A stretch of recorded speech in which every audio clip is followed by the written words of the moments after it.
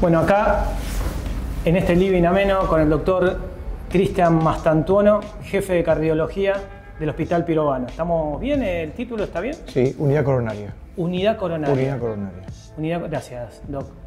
Amena charla contigo, es un placer. Y además poder no solamente tocar temas que tienen que ver con algo tan importante como es la máquina que nos permite transitar la Tierra por un X y determinado tiempo. Me parece muy importante, valedero, poder descubrir el detrás de escena. Así que como cardiólogo y además como runner, ¿sí? Vamos a charlar un poquito acá y meternos. Gracias por venir. Bueno, gracias Gustavo por la invitación. Obviamente es un placer para mí compartir con vos un ratito de una charla en lo que yo puedo aportar desde lo médico y de lo personal desde ya. Así que bienvenido y gracias. Por favor, placer. Doc, vivimos tiempos donde el enemigo público número uno es el estrés.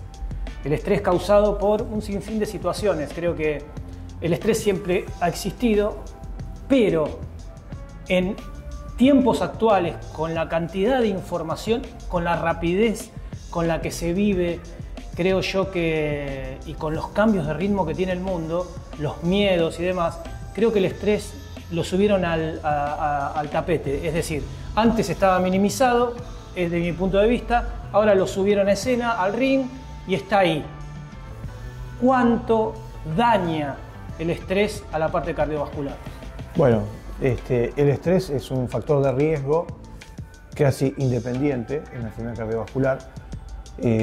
Para hacer un paréntesis, uno puede medir los factores de riesgo, es decir, puede medir la glucemia, saber si el paciente es diabético o no lo es, puede medir la presión arterial, controlar la presión arterial, controlar los niveles de colesterol, dejar el cigarrillo, es decir, los factores de riesgo convencionales que hacen que uno lleve a la enfermedad cardiovascular y que tenga problemas en el futuro de infarto, ACV, etc.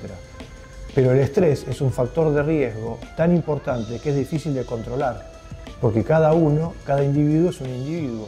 Entonces cada uno toma ese nivel de estrés a nivel social, personal, laboral, societario, de una manera diferente, con lo cual ese nivel de estrés es lo que está permitiendo a las personas tan jóvenes, más allá de los factores de riesgo convencionales en cardiología, a tener enfermedad cardiovascular cada vez a edad más temprana. Sin mucho menos hoy un infarto, pensar en un chico que venga con dolor, digo un chico porque es una persona muy joven, de 30 años que viene con un dolor en el pecho, primero descartará que no sea un infarto y después veremos qué es. Cosa que hace 20 años atrás, si venía una persona de 30 años con dolor de pecho, no era un infarto y vemos qué era.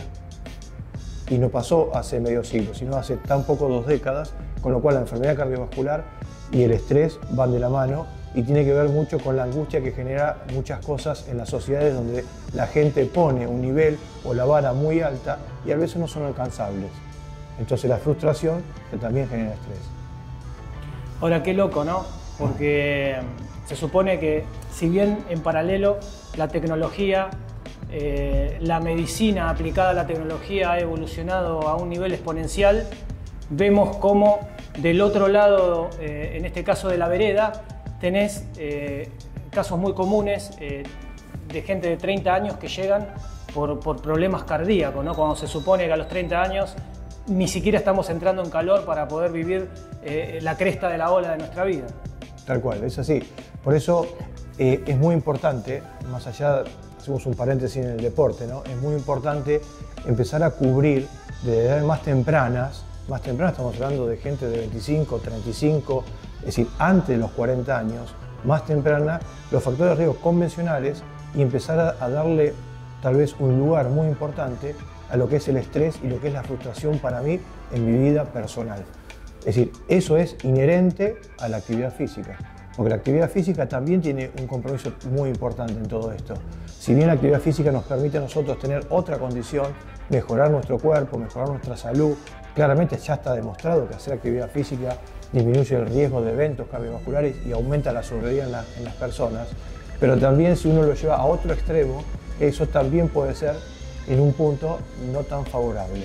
Por eso sí es importante hacer la actividad física, sí hacerla en forma consciente y sí saber cuáles son nuestras limitaciones en la actividad. Qué tema, ¿eh? Me metés sin querer en el otro extremo. Pocas veces tocado, creo que es la primera vez. Cuando primero evangelizamos con la actividad física. Los comunicadores contamos, le decimos a la gente que la actividad física realmente produce cosas positivas, cosa que generalmente es así, pero vos me traes a la mesa la otra parte, la que el runner o el corredor o el deportista no quiere ni siquiera ver, que es llevar esto al fanatismo, llevar esto hacia un nivel de autoexigencia mayor a lo que el cuerpo puede soportar, ¿no? Tal cual, tal cual. Por eso, digamos, todos debemos hacernos, obviamente, antes de empezar una actividad física o durante el entrenamiento, es decir, tener un chequeo cardiovascular. Es decir, hacer pruebas físicas, hacer pruebas de esfuerzo puntualmente, ergometría, ecostrex, no importa cuál sea el test, sino valorarnos cardiológicamente a través de un cardiólogo y a través de algunos exámenes clínicos para poder determinar que nuestra máquina está funcionando bien a tal carga que yo la pueda dar a mi cuerpo. Y esa carga la determina la capacidad física que yo tengo. ¿Cómo determino la capacidad física? Haciendo una prueba de esfuerzo. Es decir, si yo en mi prueba física doy 10 METs, 12 METs, 15 METs, que es una prueba de alguna forma valorar la carga que yo puedo generar, no puedo hacer más de eso. Digamos, si yo intento hacer más de eso, seguramente o me voy a lesionar o voy a tener otras consecuencias más graves. Por eso uno debería empezar con la actividad física valorándose a qué carga yo puedo hacer y en función de eso trabajar para ir aumentando la carga en forma progresiva y paulatina. Entonces de esa manera yo voy a disminuir el riesgo de lesiones o de complicaciones mayores.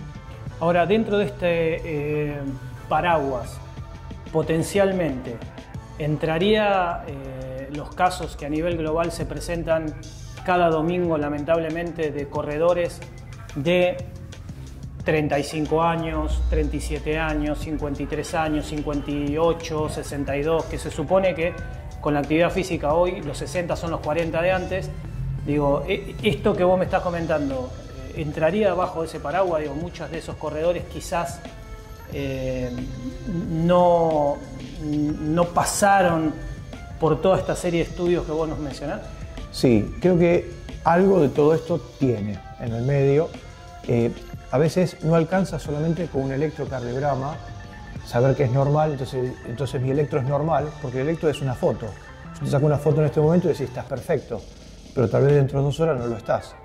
O si te hago hacer un esfuerzo excesivo en un tiempo determinado, tal vez no lo puedas hacer, o no esté tu cuerpo preparado para lograrlo.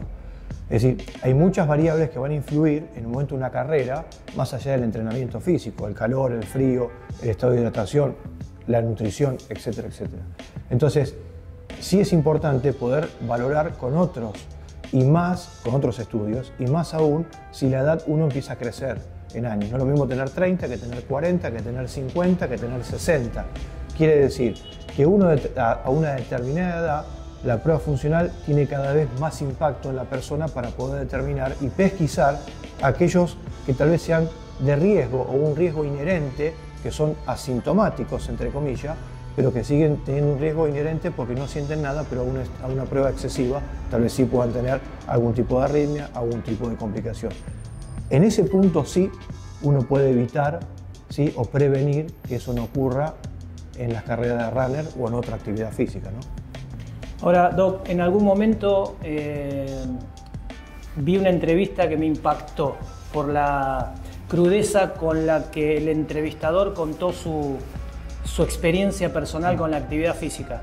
Resulta que en algún momento le hizo una entrevista a un muy conocido cardiólogo cirujano vinculado mayormente a estrellas de Hollywood y personalidades como presidentes y demás, un hombre de consulta.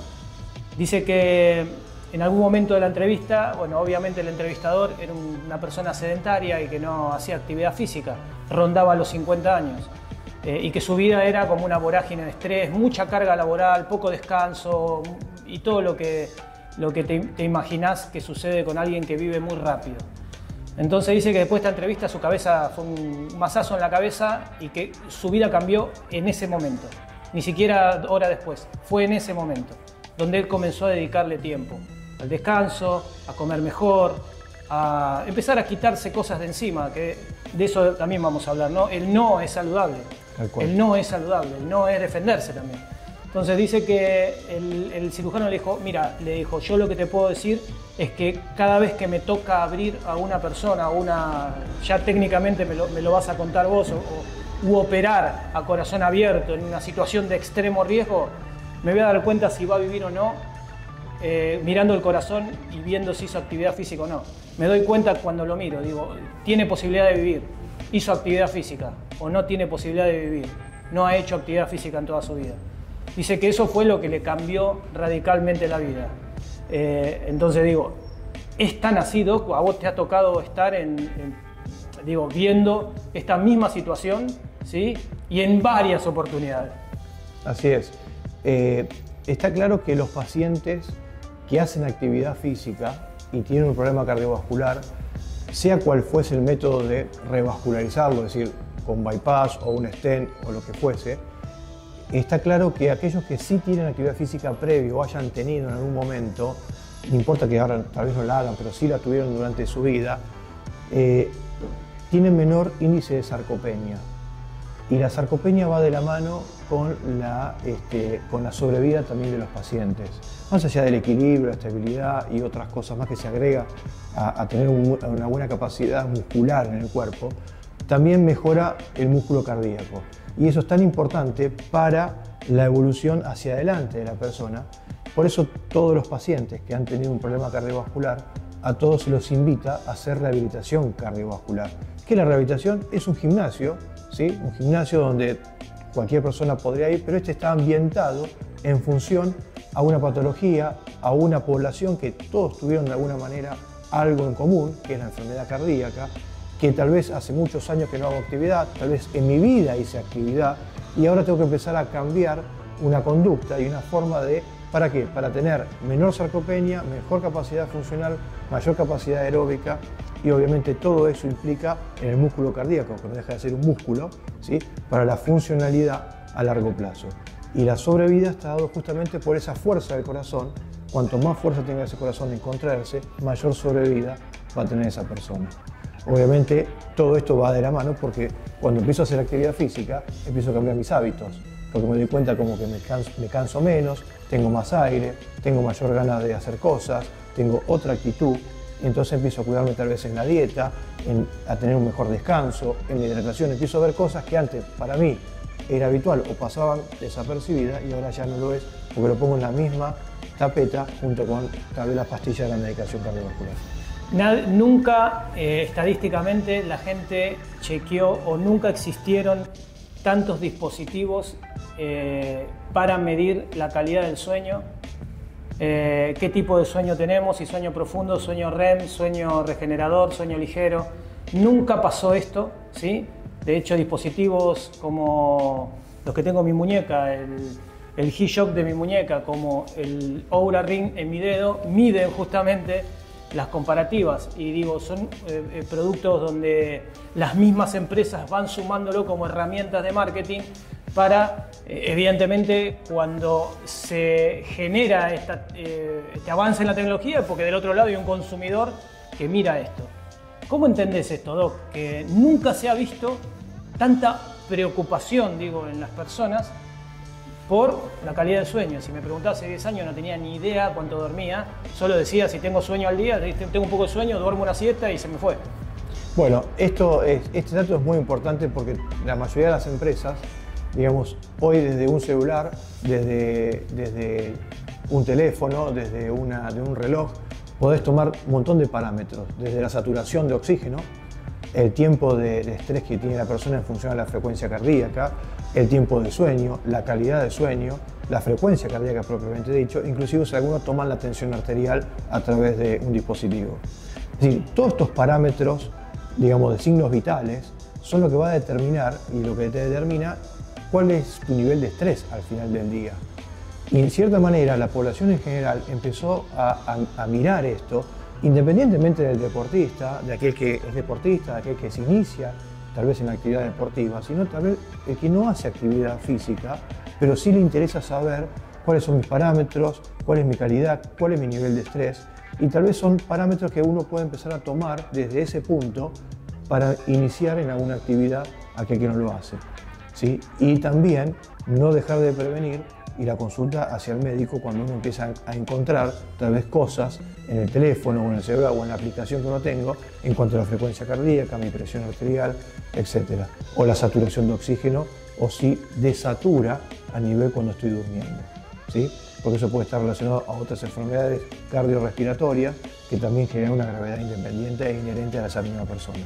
Entonces me parece que las aplicaciones son excelentes, cada vez son más efectivas y cada vez son más precisas, cosa que eso es muy importante para nosotros como médicos, ¿sí? Y también que le sirve a la población en general, porque es muy útil, porque tal vez aquella persona puede tener ciertos parámetros de alarma o de signos de prevención, es decir, bueno, debería consultar porque estoy encontrando que tales parámetros todos los días en mí, según lo que me dice mi aplicación. Entonces tal vez eso sea una forma de acceso hacia el médico para empezar a prevenir o tomar ciertas situaciones. Importante, mientras te sigo, también pienso y me atrevo a entrar un poco en tu mundo. Digo, ¿desde qué lado nace esto? Porque no nacemos ranas, corredores. Esa, ¿viste? De chico, mucho quizá le prestamos o le prestaron más atención, pero muy chico ese ecosistema. Sí, el running se ha hecho como está cubierto la tierra en forma agradable, digo, y vos sos uno. Digo, sí. Te ha cubierto, te ha fanatizado con correr. Y digo, ¿cómo nació toda esta historia? Y a ver qué produce en vos, ¿sí? Que trabajás, digamos, en el corazón. Mirá si hay algo importante dentro nuestro, que es el corazón que late, que nos dice cada día que estamos viviendo, X cantidad de pulsos. Yo en este momento tengo 53 pulsos, 52 pulsos, entonces mi corazón me dice que estoy vivo. Sí, tal cual. Bueno, para mí, en lo personal, un poco esta historia que contaste recién, me veo también un poco reflejado en ese médico que hablabas recién. Yo trabajo hace muchos años como cardiólogo y la verdad que trabajo mucho, pero siempre hice actividad física, pero nunca la tuve como una prioridad. Hasta que llegó la pandemia. Llegó la pandemia, como nos tocó a todos.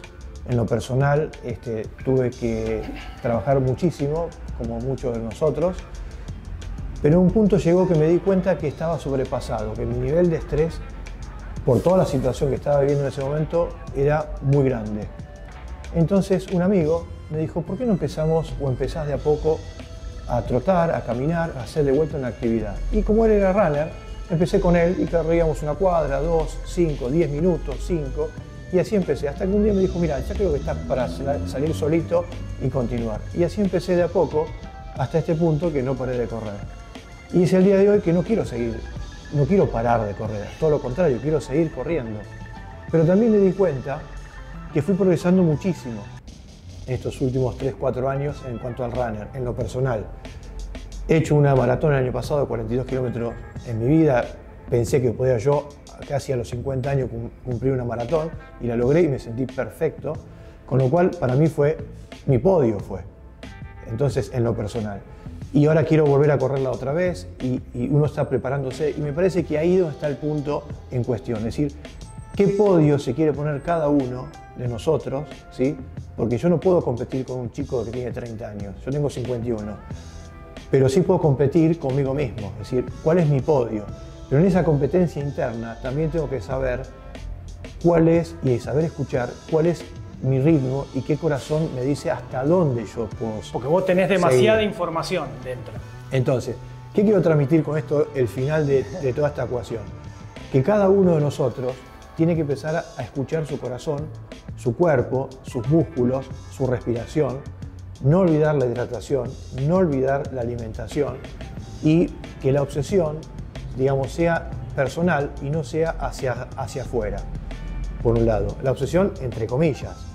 ¿A qué me refiero con esto? Es decir, poner nuestras propias metas, pero metas alcanzables.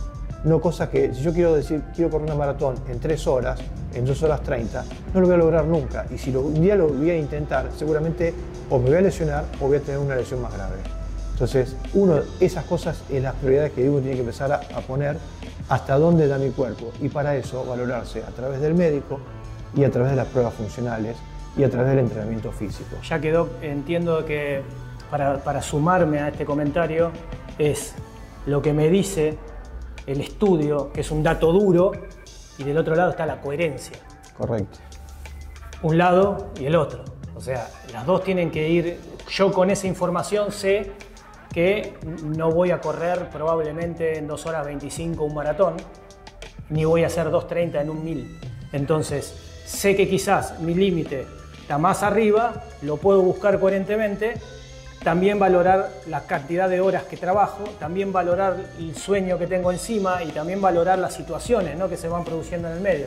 Yo creo que acá, la coherencia, ya que tenemos tanta información, sería como el protagonista de la escena, ¿no? Tal cual, así es. Información hay mucha, ¿sí? Pero nunca hay que perder el sentido común, que es esta coherencia. El sentido común es muy importante porque es lo que nos va a determinar a nosotros, a cada uno de los que corremos, saber dónde está mi techo y dónde está mi piso. Entonces yo tengo que encontrar cuál es mi techo, buscarlo razonablemente ese techo y quedarme en ese punto y disfrutarlo, que es lo más importante. Y después, de ahí en más, vendrá lo que tenga que venir, pero no tratar de sobrepasar ese techo, porque tal vez ahí es donde vienen las lesiones o ocurre lo que a veces vemos los fines de semana con personas que terminan realmente con otras complicaciones más graves. No hace mucho, el año pasado, después de correr una carrera acá en Puerto Madero, al final llegué a la meta y cuando llego a la meta me doy vuelta y veo que una persona atrás mío se empieza a desvanecer. Entonces rápidamente gente que estaba en la organización lo tratan de asistir, obviamente me acerco, había una ambulancia apostada al lado de la llegada, me acerco con él, bueno, lo ayudo a subir a la ambulancia y bueno, claramente lo que estaba sucediendo a ese chico que tenía una hipoglucemia severa. Ayudé, le puse una vía, le pusimos un poco de glucosa, se mejoró, se despertó, lo hidratamos y se recuperó. Y fue algo, tal vez algo simple, pero esa hipoglucemia que ocurrió en esa persona de 45 años pudo haber sido severa o pudo haber causado algo más grave. Es decir, a eso voy. ¿Cuál es mi techo? ¿Cuál es mi preparación? ¿Sí? La preparación diaria para mi entrenamiento y cuál es mi preparación también para correr una carrera, que también es muy importante. El descanso, la hidratación, la alimentación. Acá hago un ápice para ir cerrando y ya directamente me meto con la arenga desde la comunicación, donde el sobreesfuerzo es impulsado por la cantidad de información que hay en redes, donde esta atmósfera de que sos un héroe, porque si estás arrastrándote y lográs cruzar la meta, te transformás en héroe, y todo este mensaje vacío y peligroso, a su vez, de muchísimos comunicadores y no comunicadores en redes. La gente misma se sube a una vorágine que puede ser muy peligrosa. Esto lo vengo comentando hace ya mucho tiempo. Me parece que esta falsa épica termina siendo perjudicial en todos los sentidos posibles, porque se puede dañar muchísimo a la persona, se puede impulsar a gente que quizás psicológicamente en ese momento se encuentra en una posición de vulnerabilidad y de repente encuentra en el qué dirán esto para poder contarlo como si fuera una batalla. Entonces creo que todos estos datos que pudimos traer o aterrizar, creo que quizás del otro lado sirve para que este sentido común y esta coherencia de la cual vos haces alusión, Doc, me parece que va a cruzar como una lanza en muchos de los que puedan participar de esta charla. Mira, lo que vos haces y lo que hace mucha gente también, la comunicación es muy importante, porque la comunicación puede ser muy efectiva, pero a veces puede ser perjudicial. Entonces, uno tiene que tener las palabras tal vez justas para que el público que va a escuchar toda esta charla, que tal vez tengamos nosotros y otras charlas también, uno pueda tomar el conocimiento desde la palabra y saber cuáles son los límites. Es decir, no es un héroe el que se arrastra y termina arrastrándose para llegar a... Eso no es un héroe, eso es peligroso. porque eso puede llevar a un paro cardíaco y la muerte de una persona. Es decir, eso es peligroso. Lo importante es saber cómo podemos evitar, si uno puede hacer la película hacia atrás, cómo yo puedo evitar justamente no llegar a ese punto, no llegar a la hipoglucemia que te acabo de decir en este chico de 45 años que terminó en la meta una hipoglucemia severa. Es decir, cómo yo puedo prevenir que esto no ocurra en mí. Y para eso me parece que esto de difusión, digamos, hacia la comunidad, me parece que es muy importante. Así que sí, desde cuanto a la palabra, ser coherente, primer mensaje. Segundo mensaje, tener una preparación física adecuada con el personal, profesores, quien sea. Y tercero, muy importante, antes de iniciar cualquier actividad física, tener una valoración cardiovascular. No importa la edad, sí importa, obviamente a más edad, más aún todavía, esa evaluación médica, pero siempre ser coherente y escuchar a lo que dice mi cuerpo y trabajar sobre eso. Y sobre eso, mejorarme. Doc, verdadero placer. Gracias. El doctor Cristian Mastantuono, médico cardiólogo. ¿El título cómo era del Hospital Pirovano? Jefe de unidad coronaria. Jefe de unidad coronaria, gracias. Gracias.